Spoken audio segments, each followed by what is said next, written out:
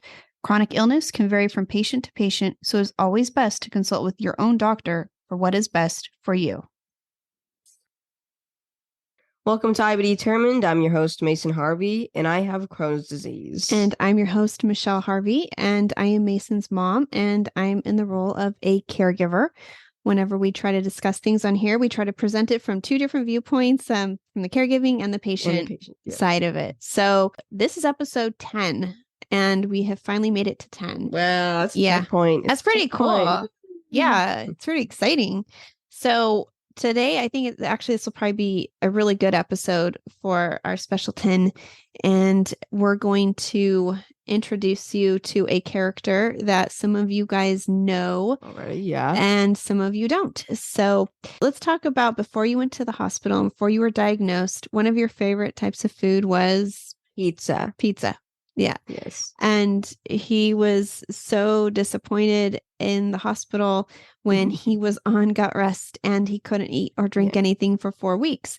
And he just dreamed of all kinds of food. So even things you didn't like, or like hot dogs. I never really liked hot dogs in the hospital. I was like, but he was drawing all kinds of food, and it was the pictures were all over his room, and we would watch the Food Network. We love the Food Network anyway. So in the hospital, that was on actually all night because it would keep Mason company. He liked to have the talking. So we would leave the Food Network on all night and into the early morning. So when Mason was first diagnosed, there really wasn't anything that they gave him to really help. There was pamphlets, which are good to have because those are informative, but that's kind of clinical. You know, when you're a kid, it's like, pamphlet with pictures of intestines and very angry looking intestines. Like, okay. And all these, and it's just kind of like for a kid, it's not really comforting. Yeah. And so you kind of want something that's going to bring you a little bit of comfort. But there needed to be something that was like a normal book, something that you could relate to, that was maybe a little funny, and just something like that. And that didn't exist. Well, to our knowledge, there might be something out there. Yeah, but there wasn't a Beatty Children's Hospital in 2020. So I'll let you show off what we're going to be talking about today. We're going to be talking about Not Your Average Slice of Pizza. This is a book illustrated by me and written by both of us. Yeah. So that was a dream of ours back when Mason was diagnosed. And it was something that we weren't sure if it would happen, but it was on that list of things that would be cool to do. Also, I think the idea here was to have a book that not just a child with Crohn's or like any disease could kind of relate to it, you know? Right. And then beyond that, any kid, like if somebody picked this up, it's not going to be like, oh, it's so specialized to something that one kid won't read, another kid will. We wanted something that any child could relate to, you know? Could relate to and read. And of course, it would be written from the perspective of having Crohn's, but it would be something that also might teach empathy and kindness a little bit as well. I think so. Yeah. In the hospital, we had a discussion about how cool it would be if we could have a book like this. And while Mason was there, he had so many of his cool drawings up that a lot of the doctors and nurses were telling him he should write a book. And I was like, yeah, he's I don't know how to do that. Like, I'm so tired. I have so many things going on. Right, like, please, I don't want to think about a book. But in the back of my head, I was like, yeah, I think that would be great for Mason to be able to share this experience and let it help another child, because Mason could now relate to and understand those feelings. And as a caregiver, I could relate to and understand what a parent would want for their child. So that's kind of where it was started, was in that hospital room 213 at Rady Children's. Special little memory. In the Rose Pavilion. The Rose Pavilion. Yep. So that was where it started, where all of Mason's drawings took place. And came to life. And that led to this. And the point of this book was to make kids feel visible, make them feel understood, not feel alone. That was very important. And maybe a book that they could have a teacher read to their classroom, or they could have their siblings read so that they could better understand or give to a friend. And so that was kind of the idea. So that became a goal. And that's kind of a big goal, I think, for anybody. Especially when you've never even like kind of gotten close to writing a book before, you know? Yeah. Just to write a book all of a sudden. And illustrate it. I think illustrating is key here, because illustrating, it's one thing to write a children's book, but to illustrate it is another. And we'll go more into why on this one Mason took over and decided to illustrate it himself. So if you're trying to write a book, I know people who do this for a living, and you can hire somebody if you aren't good at art, and if that's not your thing, but you're a really powerful storyteller, there's people out there who can help you with that. So we'll be definitely willing to help you with that if you need someone. But for our cases, we had Mason, a lucky guy. Yeah. So when after Mason was diagnosed, the number one goal was to get him better and to focus on his health. So obviously this book was, it was a goal, but it was not the priority at the time. Mason was. So it got to do it at the time. So it got put on hold, and it took about 2 years after his diagnosis for us to return to this idea. And I had not forgotten. She hasn't. No, she never forgot. No, I was really excited about this, and I really wanted to help some other kids. And I think you were excited, but you were like, oh. I was like, write a book? That sounds crazy, but it was a fun experience. And so something may seem daunting, may seem difficult, but when you actually go through it and do it, it's not always as difficult as you think it will be. And sometimes it is. Yeah. But this was really tough. It was. But we learned a lot. And maybe we'll write a second book if we get enough requests. So 2 years after his diagnosis, Mason took a class with Story Experiential with Pixar. Yes. This class was recommended to us actually by the friend I was just talking about, who is an illustrator, a very talented one. And she had mentioned that Pixar was going to be teaching this class, and it was for adults, but kids could also join. And it was a special deal if kids took it. So Mason at first was like, this is my summer. Yeah. And I'm like, you're going to take a class. Like, no. I'm like, no, but it's cool. It's learning to storyboard and it's art. And so he was like, all right, sounds good. And I love Pixar movies, Yeah. And the fact that I was getting kind of like taught by Pixar, artists. So, yeah, what a cool, it was like, wow, so these are the real people who actually do this stuff, Yeah. So it was a really fun experience. So we highly recommend this, and you'll probably see why as we go through this. But this class, anybody can take it. Story Experiential with Pixar. I will put a link at the end of this. So if you guys are interested, you also link in description. Yep, it'll be there, I promise. So Mason was challenged to draw pictures every week. So there was they would come up with a new challenge. They would have to draw and add to their storyboard and continue going with it. It was pretty apparent right away that there's a variety of levels of talent in this class.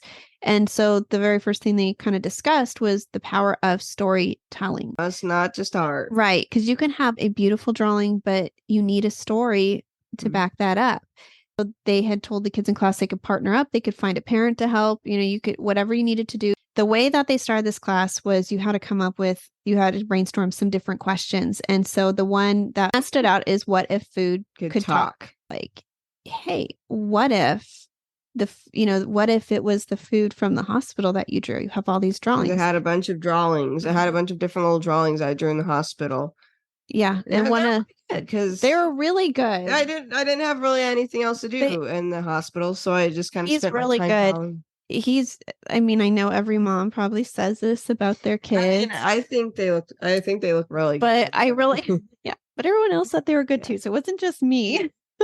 But I think they were really good. And so one of the most popular things he drew was a piece of pizza. And it was a really cool piece of pizza. The main character Reggie, the pizza. mhm, Yeah. he would tell the entire story, So, entire basically. story from his perspective. Right. Yeah. He drew Reggie and he's telling the story through him. So it's kind of like this interesting little plot twist, I guess, you know. Into. I mean, if you think of Pixar movies, you can probably picture they're great at storytelling, dropping little clues here and there. Right. So kind of giving clues throughout the book, and then at the end, there's a twist of some sort. And for him, I think you felt sometimes though you were still a little frustrated because it was a lot of work, and sometimes the drawings just you just didn't feel artsy. Yeah, because sometimes the drawings just didn't really turn out how you expected them, so you kind of have to redraw it. So you'd have to draw it lightly with just a normal pencil, and if it didn't turn out right, you had to redraw it, and then you, when it's correct, you can fill it in, then you can outline the side and all stuff. It was a lot of trial and error to get. But in the class, at least they weren't hard on you for that. No, they didn't want it to be perfect or anything. As long as the picture could tell the story some way and you're writing the story, as long as it was kind of correlating, because they knew some kids just hadn't learned all the skills yet. They didn't have all the materials to do it. And the whole time Mason was doing it, he was using colored pencils.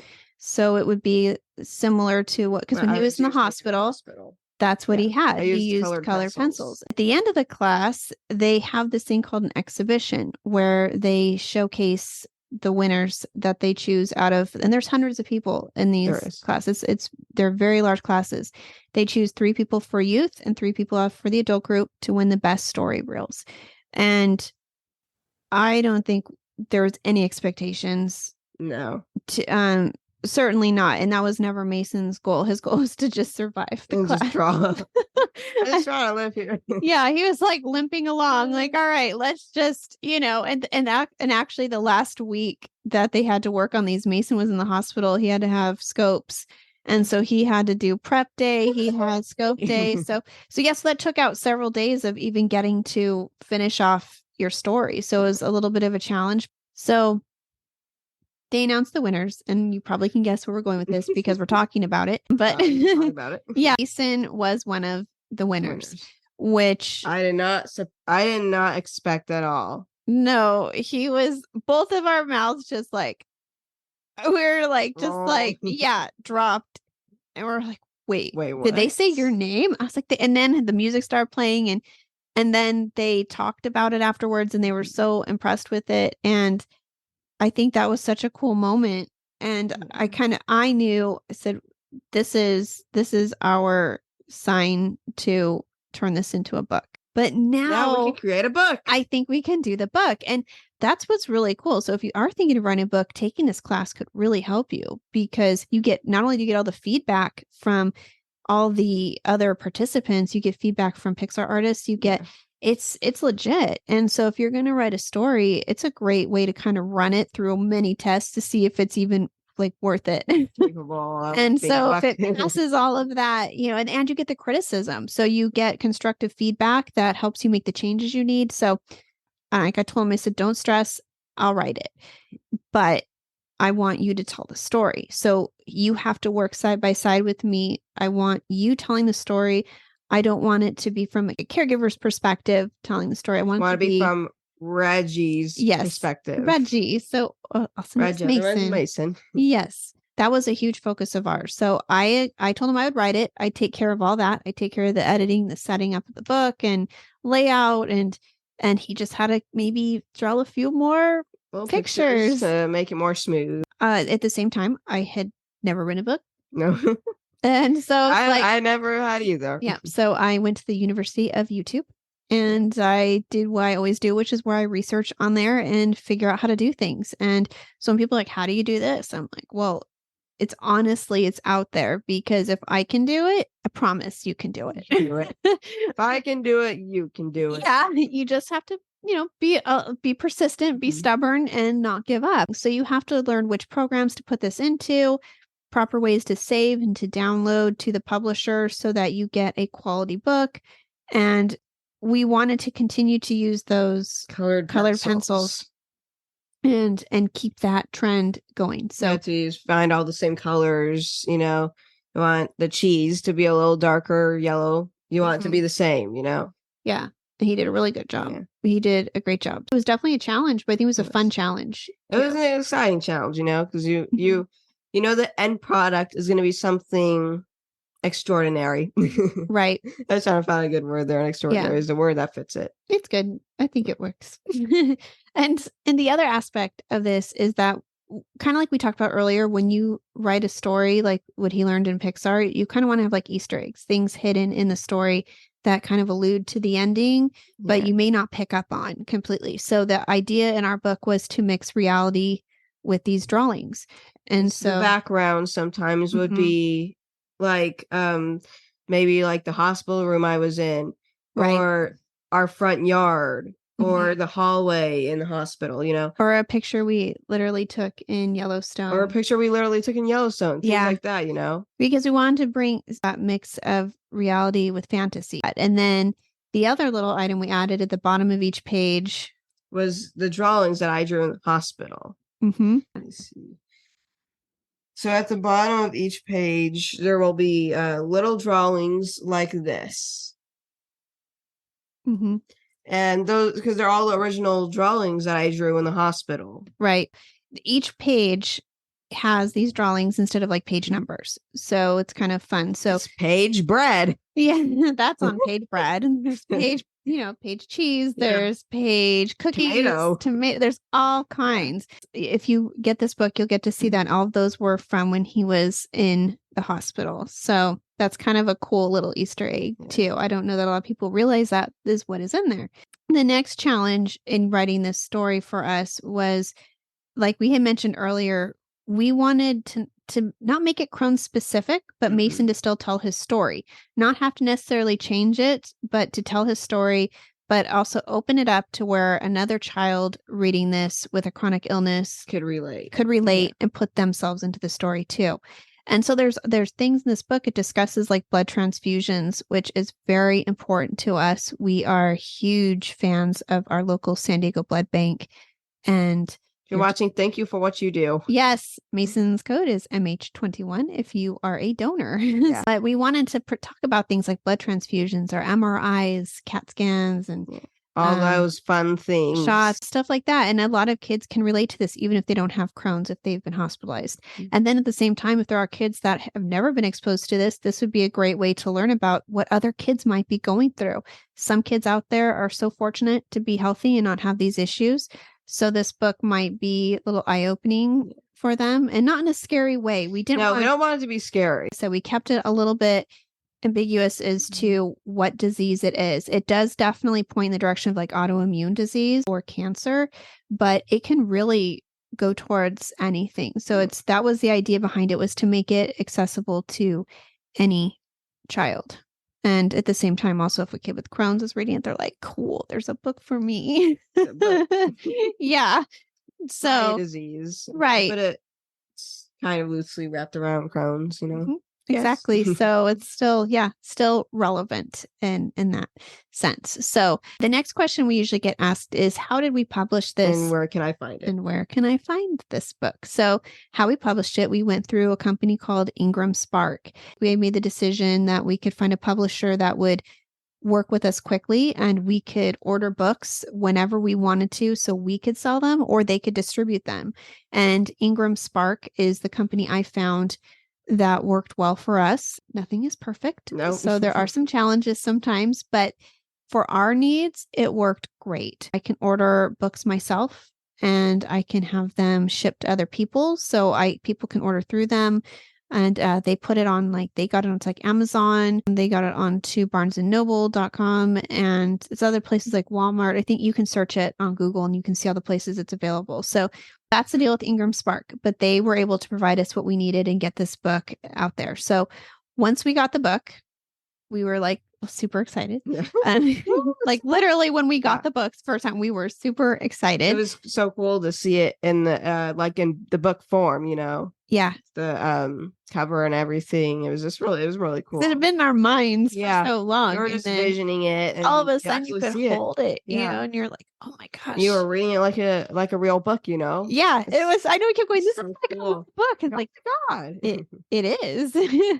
And so what we were able to do with it, we were able to get it to so far we've distributed quite a few at our local hospital. Yeah. And we've been fortunate enough to have a good friend. Like one of the ideas she had last year is she did a fundraiser and she bought a bunch of these at cost. And then we were able to donate them to the hospital. And it's pretty cool because we do have also like a large Reggie plushie that's like a pillow. And so we'll bring that to infusions and it's comfortable. Yeah. And the nurses are like, oh my gosh, you're Mason, you're famous. Was that Reggie book? They're like, we saw that book in HEMOC last week, or we saw it it's in the GI clinic or in the infusion center, wherever it's at. And so it's kind of cool because there's another little girl there, and she actually had been given a book because since we gifted these to the hospital, they're able to gift them to kids. And so we're not always aware of who receives them, but she had recognized the Reggie plushie that we had. Yeah. And she was like, it's Reggie. Yeah. And then her dad was like, oh my gosh. And you're Mason. And so he's like telling his daughters, well, that's Mason. That's the book. And he said they read that book almost every night before bed. And so that was like, it was so cool. That was really cool. People are enjoying it, Yeah. And so it's pretty amazing. We were able to get so many to the hospital and know that they're being handed out and, just gifted to these kids that are so deserving of this. So that's been pretty exciting. And then we also applied to have them put into our local libraries. You would probably think like, oh, I can just drop a book off in the library and put it out. Yeah. Library's like, nope. No. No, that's not how it goes. You have to apply and then they will accept it. And so we were accepted into our local San Diego County library system. So if you live here and you want to check it out, you can. And then we also entered it was some kind of an author showcase in February in San Diego, and Reggie's also a part of that too. So that book got to make it into the San Diego library system too. So you can find Not Your Average Slice of Pizza at the San Diego libraries now and San Diego County libraries. So that's exciting for us because very special. We want it to be accessible to kids because sometimes these books can be expensive and not every child has access. And so it's very important to us to get these somewhere where anyone can access them. Yeah. And they've been at some schools and it's been cool. We've got like a thank you letter from a classroom, thanking Mason and for writing the book and so that's really exciting. It's like it's serving the purpose, kind of the dream we had back when he was diagnosed, and it's been 3 years now, and it's really a cool feeling to know that you're maybe helping kids with something like Mason may have struggled with, and we saw a need for it and we jumped on it. And that's why we say, if you have something you're thinking about, just do it. Like right after this, sit down, make a plan. And if it seems daunting, if it seems difficult, just start educating yourself as much as possible and take the first steps. Because every time you take that first step, you're going to take another step and just keep going. And the most you can do is try. Yep. Yeah. That's all you can do. And we can autograph it too. Yeah, we can autograph it if you Yeah. And if you just want Mason to autograph it, that's fine too. If you want the whole team, even because we're all characters in the book, and even Jason. Yeah. He's Jason, got a character. Dad, yeah, he made it into the book. So if you want the whole team to autograph it. Except our dog. Yeah. She can't sign it. No. Sadly. She can get it dirty. She can step on it and run across it, but we're not going to do that. No. We don't want to mess up your book. No. But yeah, we can autograph it. The whole team can autograph it. We were prepared. Like, we're like, maybe people won't want to read about a sick piece of pizza. That's a story. That sounds exciting. Like he looks so happy on the front, and you're like, oh my gosh, not your average slice of pizza. And you open up like, the pizza was sick. Yeah, we can autograph it too. Yeah, we can autograph it if you. Yeah, and if you just want Mason to autograph it, that's fine too. If you want the whole team, even because we're all characters in the book, and even Jason. Yeah. He's Jason, got a character. Dad, yeah, he made it into the book. So if you want the whole team to autograph it. Except our dog. Yeah. She can't sign it. No. Sadly. She can get it dirty. She can step on it and run across it, but we're not going to do that. No. We don't want to mess up your book. No. But yeah, we can autograph it. The whole team can autograph it, or I can just autograph it. Yeah. And also there is a QR code on the front pages of this, so you can scan that. And see the original project. Yeah. So if you want to get it, if you want to get a copy too, we have it at our karmatudecandles.com. You can purchase it on there. And I think it's a little cheaper on there, actually. It was the original storyboard is what it is. And You can watch it. Mason narrates it. Your voice sounds a little different on It it. does sound a little different. Yeah. How long ago was it? It was a year ago. A year ago. Yeah, it was a My year ago. voice changed a little bit. Yeah, it's cool because you can actually see where the story was born and see where it grows and hear Mason talk about it. Yeah. So it's pretty special. So we made sure to include that QR code for you guys so you can watch that too. So that is it for today's episode. For today. Yeah, we can autograph it too. Yeah, we can autograph it if you. Yeah, and if you just want Mason to autograph it, that's fine too. If you want the whole team, even because we're all characters in the book, and even Jason, Yeah. Even he's Jason, got a my character. dad, yeah. Yeah, he made it into the book. So if you want the whole team to autograph it, except our dog. yeah, She can't sign it. no, Sadly. she can Yeah. But other than get that, it the whole dirty. team- She can Oh, step yeah. on it and run across it, but we're not going to do that. No. We don't want to mess up your book. No. But yeah, we can autograph it. The whole team can autograph it, or I can just autograph it. Yeah. Yeah. And also, there is a QR code on the front pages of this, so we can autograph it too. Yeah, we can autograph it if you. Yeah. And if you just want Mason to autograph it, that's fine too. If you want the whole team, even because we're all characters in the book, and even Jason, Yeah. Even he's Jason, got a my character. dad, yeah, he made it into the book. So if you want the whole team to autograph it, except our dog. yeah, She can't sign it. no, Sadly. she can Yeah. But other than get that, it the whole dirty. team- She can Oh, step yeah. on it and run across it, but we're not going to do that. No. We don't want to mess up your book. No. But yeah, we can autograph it. The whole team can autograph it, or I can just autograph it. Yeah. Yeah. And also, there is a QR code on the front page. Please don't forget to follow us on Instagram at Team IB Determined, where you can watch our journey in real time and see what we're up to. And you can watch us, like I just mentioned, on YouTube at. So thanks for listening. And we'll And see you in the next See you episode. guys on the next episode. Bye. Bye. We hope you will stick around, tune in, and reach out to us with your own journeys.